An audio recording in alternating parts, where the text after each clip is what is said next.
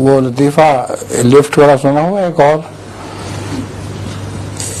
एक साहब ने पंजाब से अपने बेटे को खत लिखा कि तुम वलायत रहते हो इतनी देर से, मुझे भी दिखाओ, मैं अपनी बीवी को साथ लेके आऊंगा ना। उसने कहा अपनी मेरी अम्मा को भी साथ लेके आना। उसने कहा नहीं अम्मा तुम्हारी बूढ़ी है, मैं खुद ही आऊंगा। जब वो आया वहां तो लिफ्ट में एक बूढ़ी औरत बैठ के ऊपर जा रही थी, तो वो देखता रहा। थोड़ी देर के बाद एक बहुत नौजवान लड़की ऊपर से उतरी लिफ्ट में। वो हैरान हो गया, तो बेटे को कहता है अपनी मम्मी को भी बुला लो। इस लिफ्ट में चढ़ाया।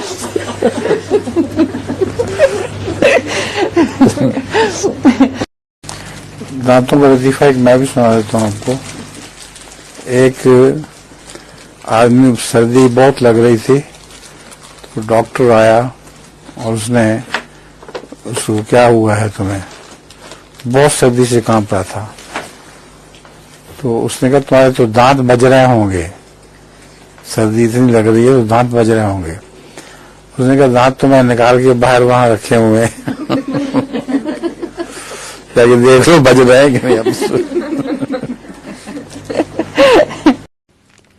एक लतीफा मैं भी सुना देता हूँ।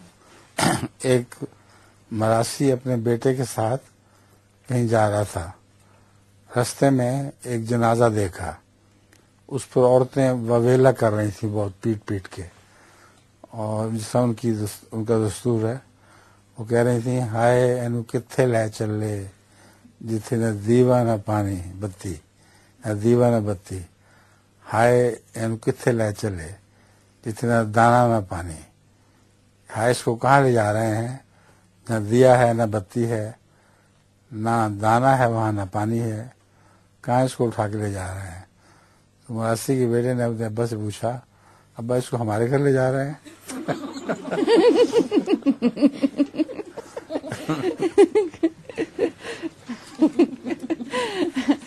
और लतीफा भी सुन लीजिए।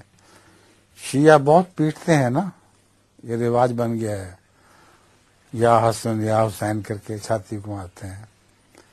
तो एक अफगानिस्तान से आदमी आया था जहाँ शिया कोई नहीं होता था, तो उसने देखा पेशावर में कि लोग बहुत पीट रहे हैं, जुलूस निकला हुआ है ताजिया, और कहते हैं हाय या हसन या हुसैन।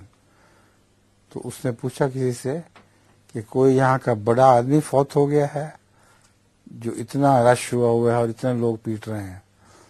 तो उसने कहा नहीं तुम्हें नहीं खबर, ये हजरत इमाम हसन इमाम हुसैन का वाक़या है, रसूल सल्लल्लाहु अलैहि वसल्लम के नवासे थे, उनको पीट रहे हैं। तो उन्होंने कहा वो तो 1400 साल पहले की बात है, यहाँ ये खबर अब पहुंची है।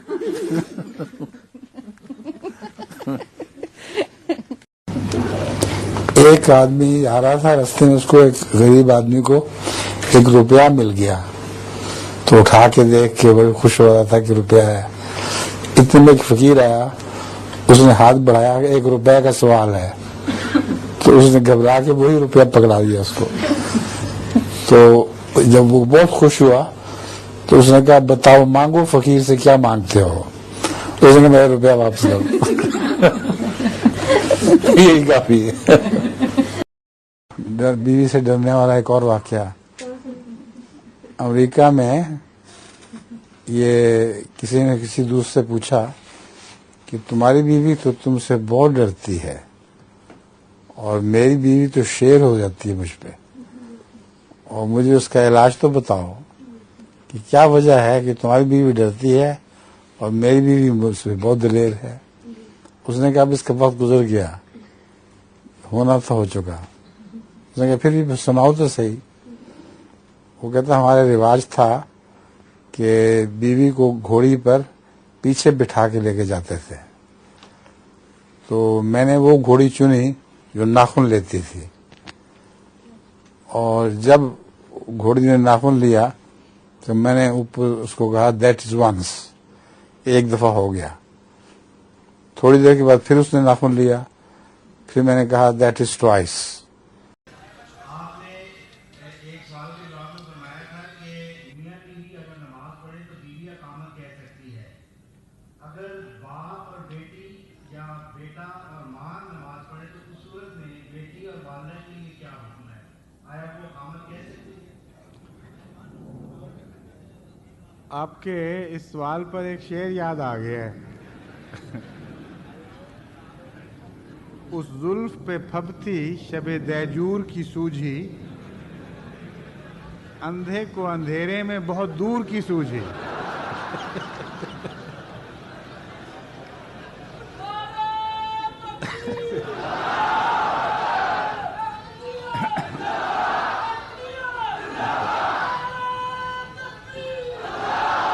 मैंने कहा आप किन चक्रों में पड़ गए हैं, खुदा का खौफ करें। ये कोई सवाल है करने वाले? बेटी ने इकामत कह दी, बीवी ने कह दी, भाई ने कह दी, क्या फर्क पड़ता है? आप अभी तक इकामत के चक्कर से नहीं निकले, नमाज कब शुरू करेंगे?